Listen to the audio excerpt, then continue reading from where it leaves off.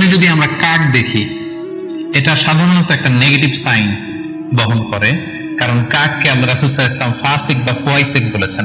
তো আমরা যদি স্বপ্নে কাক দেখি, এটাকে আমরা পজিটিভ কোনো সাইন মনে না করে নেগেটিভ সাইন মনে করতে পারি। স্বপ্নে যদি কেউ গর্ত দেখে, যে সে গর্ত খুঁড়ছে বা তার জন্য কেউ গর্ত খুঁড়ছে, এটা ষড়যন্ত্রের সাথে সম্পৃক্ত। কেননা আরবি প্রবাদে আছে যে মান হাফারা হুফরাতান ওয়াকা ফিহা, কেউ যদি কারোর জন্য গর্ত করে তাহলে সেই গর্তে সে নিজে আগে পড়বে। তাহলে গর্ত করা মানে অনেকটা কারো বিরুদ্ধে শত্রুতা করা বা ষড়যন্ত্র করার একটা চিহ্ন বহন করে। এবার স্বপ্নে যদি কেউ নৌকা দেখে বা শিপ দেখে, জাহাজ দেখে, যে সে জাহাজে আরোহণ করছে বা নৌকায় আরোহণ করছে, এটা তার জন্য একটা ভালো সাইন। সে কোনো বিপদ থেকে মুক্তি পাবে বলে ধারণা করা যেতে পারে।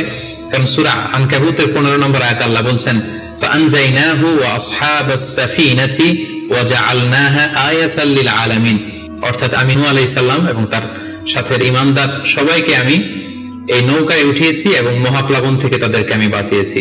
আর এই মহাপ্লাবনকে আমি গোটা বিশ্বের জন্য একটা নিদর্শন করে রেখেছি। সো নৌকায় ওঠা বা জাহাজে ওঠা, কোন শিপে বা লঞ্চে ওঠা, এটা আপনি বিপদ থেকে মুক্তি পাবেন, and you are in the safe zone, এই ধরনের একটা ইঙ্গিত বহন করে। ইমাম মুহাম্মদ ইবনে সিরিনের কাছে এক লোক এসে বলল যে ইমাম, রাআইতু কাআন্নী আহরুসু আরদান লা তুমবিত, হে ইমাম, আমি স্বপ্নে দেখেছি যে আমি একটি শস্য ক্ষেত্র চাষ করছি কিন্তু কোনো ফসল হচ্ছে না, এটার মানে কি? তিনি ব্যাখ্যা করে দিলেন আনতা তা'জিলু আন ইমরাতিক, অচিরেই হয়তো তোমার স্ত্রীর সাথে তোমার সেপারেশন হয়ে যেতে পারে। কারণ কোরআনে স্ত্রীকে শস্য ক্ষেত্রের সাথে তুলনা করা হয়েছে মেটাফরিক্যালি। সূরা বাকারার 223 নম্বর আয়াতে আল্লাহ বলছেন নিসাউকুম হারসুল লাকুম ফাআতু হারসাকুম আন্না শি'তুম, অর্থাৎ তোমাদের স্ত্রীরা হচ্ছে তোমাদের শস্য ক্ষেতের মতো, তোমরা যেভাবে খুশি এই শস্য ক্ষেত্রটাকে সুন্দরভাবে চাষাবাদ করতে পারো। তাহলে শস্য ক্ষেতের সাথে বা ক্রপ ল্যান্ডস এর সাথে আপনার স্ত্রীর সাথে সম্পর্ক হওয়া বা সেপারেশন হওয়া, এইভাবে ইঙ্গিত নেওয়া যেতে পারে। আমরা যদি স্বপ্নে লম্বা কাপড় দেখি, এটা গুড সাইন। কারো গায়ে যদি লম্বা জামা থাকে তাহলে এটা গুড সাইন, আর খাটো জামা থাকলে সাধারণত এটা নেগেটিভ সাইন। এক্ষেত্রে আমরা সহিহ বুখারীর একটি হাদিস উল্লেখ করতে পারি। আল্লাহর হাবিব সাল্লাল্লাহু আলাইহি ওয়াসাল্লাম বলেছেন যে আমার সামনে অনেক মানুষকে পেশ করা হলো, তাদের কারো জামা নাভি পর্যন্ত, কারো জামা হাঁটু পর্যন্ত, কারো জামা পা পর্যন্ত। আর সেক্ষেত্রে ওমরে ফারুককে দেখলাম যে এত লম্বা জামা পরে সে হেঁটে যাচ্ছে, সে তার জামা টেনে টেনে নিয়ে যাচ্ছে। তো সাহাবারা বললেন মা আউয়ালতাহু ইয়া রাসূলুল্লাহ, হে আল্লাহর রাসূল, আপনার এই স্বপ্ন থেকে আপনি কি বোঝাতে চাইলেন? আল্লাহ রাসূল সাল্লাল্লাহু আলাইহি ওয়াসাল্লাম বললেন আউয়ালতুহু আদ-দীন, এটা দ্বারা আমি দ্বীনদারি বোঝাতে চাইলাম। অর্থাৎ যার জামা লম্বা তার মানে তার তাকওয়া বেশি বা তার দ্বীনদারি বেশি। আর স্বপ্নে যদি কারো জামা খুব ছোট খাটো বা জামাহীন অবস্থায় কাউকে দেখা হয়, এটা সাধারণত তার দ্বীনদারি কমে যাচ্ছে বা তার তাকওয়া is decreasing day after day, এটার একটা সাইন বহন করে।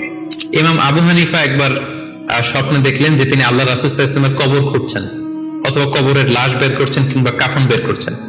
এই স্বপ্ন দেখে ইমামুল আযম আবু হানিফা রাহিমাহুল্লাহ বিচলিত হয়ে গেলেন যে এই আমি কি স্বপ্ন দেখলাম, যে আমি রাসূল সাল্লাল্লাহু আলাইহি ওয়াসাল্লামের কবর খুঁড়ছি, সেখান থেকে কাফন বের করছি। কেউই এই স্বপ্নের ব্যাখ্যা করতে পারলেন না। তখন ইমাম মুহাম্মদ ইবনে সিরিনের কাছে যখন জানতে চাওয়া হলো, তখন মুহাম্মদ ইবনে সিরিন বললেন যে হাযা রাজুলুন ইউহয়ি সুন্নাত রাসূলিল্লাহ, অর্থাৎ যে ব্যক্তি এই স্বপ্ন দেখেছে তার মাধ্যমে আল্লাহ রাসূল সাল্লাল্লাহু আলাইহি ওয়াসাল্লামের হাদিসের বা সুন্নাহর পুনর্জীবন হবে। তিনি রাসূল সাল্লাল্লাহু আলাইহি ওয়াসাল্লামের সুন্নাহগুলোকে পুনরুজ্জীবন দান করবেন, পুনরুজ্জীবিত করবেন। এবং বাস্তবে আমরা এটাই দেখেছি যে ইমাম আবু হানিফার চিন্তা, ওনার থট, ওনার মাযহাব গোটা বিশ্বে সমৃদ্ধি লাভ করেছে, মানুষ এটাকে গ্রহণ করেছে। ওনার বুদ্ধিবৃত্তিক যে চিন্তা, ওনার ফিকহি ইস্তেনবাতগুলো গোটা বিশ্বে আল্লাহ রাসূল সাল্লাল্লাহু আলাইহি ওয়াসাল্লামের হাদিসগুলোকে আরো প্রাণবন্ত ভাবে মুসলিম উম্মার কাছে রিপ্রেজেন্ট করেছে। আমরা আপাত দৃষ্টিতে মনে হচ্ছিল যে এটা একটা খারাপ স্বপ্ন, যে ইমাম আবু হানিফা তিনি রাসূল সাল্লাল্লাহু আলাইহি ওয়াসাল্লামের কবর খুঁড়ছেন, লাশ বের করছেন বা কাফন বের করছেন।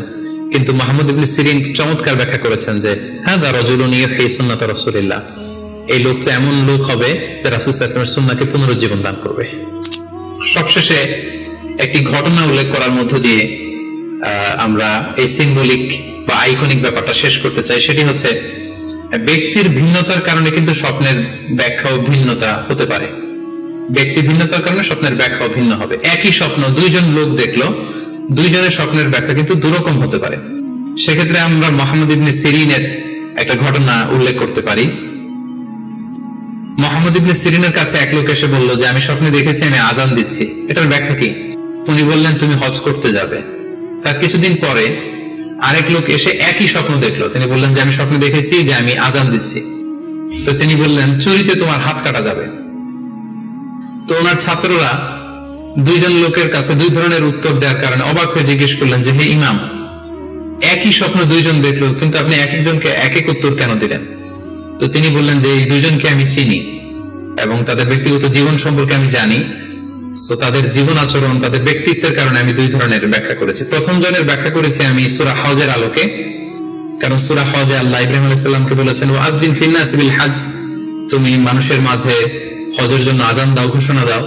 তো সেই লোকটি আজান দিয়েছে, তার মানে আশা করা যায় সে হজে যাবে। আর দ্বিতীয় লোকটির স্বপ্নের ব্যাখ্যা আমি করেছি সূরা ইউসুফের আলোকে। সূরা ইউসুফে একটি আয়াত আছে সুম্মা আযানা মুআযযিনুন আইয়াতুহাল আইর ইন্নাকুম লাসারিকুন, অর্থাৎ মিশরের কিং এর একটি পানপাত্র চুরি হয়ে গিয়েছিল। ইউসুফ আলাইহিস সালাম ইচ্ছা করে সেটা তার ভাই ইয়ামিনের খাদ্যের প্যাকেটের ভেতরে ঢুকিয়ে দিয়েছিলেন। আর তখন সেখানকার স্টাফরা বা সৈনিকরা আজান দিয়েছিল, মানে ঘোষণা দিয়ে বলেছিল হে ক্যারাভান, হে কাফেলার লোকেরা, তোমরা চুরি করেছো। তো তিনি মুহাম্মদ ইবনে সিরিন বললেন যে দ্বিতীয় লোকটার ব্যাপারে আমি জানি, সে আসলে অসাধু একজন লোক এবং তার ক্ষেত্রে সে স্বপ্নে যেহেতু আজান দিতে দেখেছে, সে কখনো হজে যাবে না, বরং সূরা ইউসুফের আলোকে চুরিতে তার হাত কাটা যাবে। তো এভাবে আমরা কোরআন সুন্নাহর আলোকে বা স্কলারদের যে অভিব্যক্তি সেগুলোর আলোকে স্বপ্নের মধ্যে থেকে যেগুলো সিম্বলিক, আইকনিক, যেগুলো ইঙ্গিত বহ, এগুলোর ব্যাখ্যা আমরা এভাবে করতে পারি।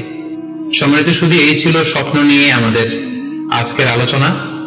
আমরা এই আলোচনা থেকে বুঝতে পারলাম যে স্বপ্ন তিন ধরনের হতে পারে। কোনোটা আল্লাহ দেখান দিক নির্দেশনার জন্য বা সুসংবাদ স্বরূপ, কোনোটা শয়তানের পক্ষ থেকে ভয় দেখানোর জন্য, আর কোনোটা হচ্ছে আমাদের চিন্তা ভাবনার প্রতিচ্ছবি। আর স্বপ্ন যতটা সম্ভব অন্যের কাছে না শেয়ার করতে পারলেই ভালো। বিশেষ করে যদি আপনি ভয়ঙ্কর দুঃস্বপ্ন দেখে থাকেন, সেক্ষেত্রে এমন লোকের কাছে আপনি শেয়ার করুন যে আপনাকে পছন্দ করে, যার কোরআন সুন্নাহর জ্ঞান আছে, যার মধ্যে এলেম আছে, আমল আছে। আর আপনারা আপনাদের কারো কাছে যদি আপনাদের ফ্রেন্ডস এন্ড ফ্যামিলির কেউ বা আশেপাশের কেউ এসে যদি হুট করে তার স্বপ্নের কথা বলে দেয়, আপনি হুট করে তার ইন্টারপ্রিটেশন বা ব্যাখ্যা করতে যাবেন না। আপনি বেটার হয় যে আপনি চুপ থাকবেন, অথবা আপনি যদি ব্যাখ্যা করতে চান তাহলে ভালো ব্যাখ্যা করবেন। আল্লাহ তাআলা আমাদের সবাইকে কথাগুলো বুঝা ও আমল করার তৌফিক দান করুন। হাযা মা ইনদি ওয়াল ইলমু ইনদাল্লাহ আলাইহি তাওয়াক্কালতু ওয়া ইলাইহি উনীব। ওয়াসসালামু আলাইকুম ওয়া রাহমাতুল্লাহি ওয়া বারাকাতুহু।